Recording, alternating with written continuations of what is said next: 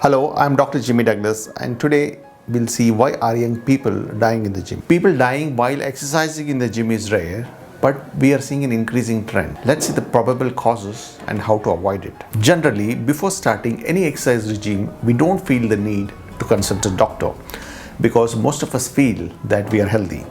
Rightly so, most of us are healthy.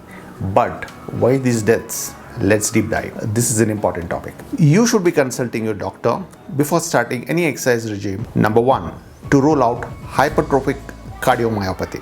It is a genetic condition where the heart muscles, the ventricles become thickened, which makes it harder for the heart to pump blood effectively, leading to symptoms such as chest pain, shortness of breath, fatigue, and fainting, increasing the risk of sudden cardiac death. It often goes undiagnosed as the symptoms may or may not appear. Number two, to get an ECG.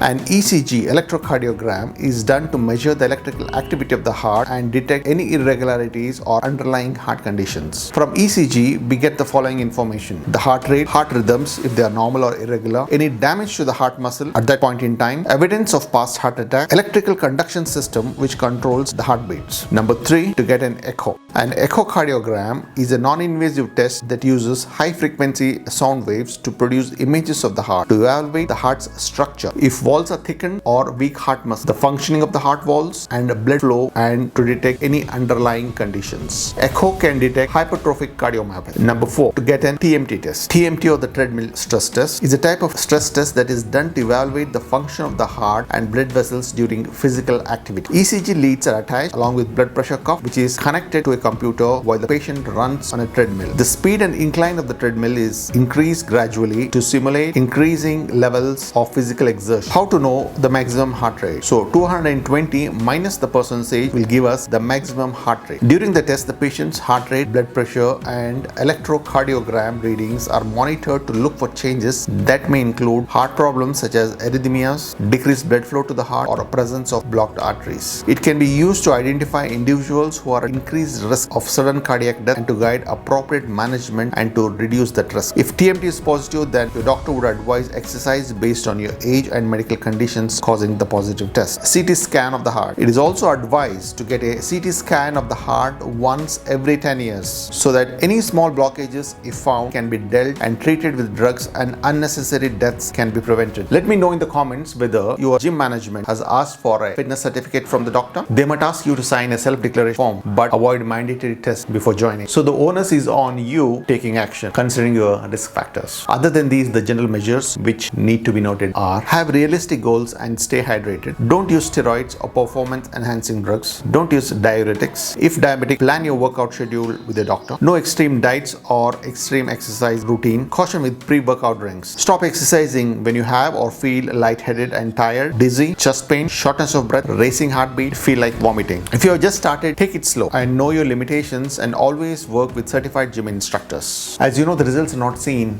in a few days or few weeks. It's a consistent effort. Thank you for watching, and see you in the next video. Bye-bye.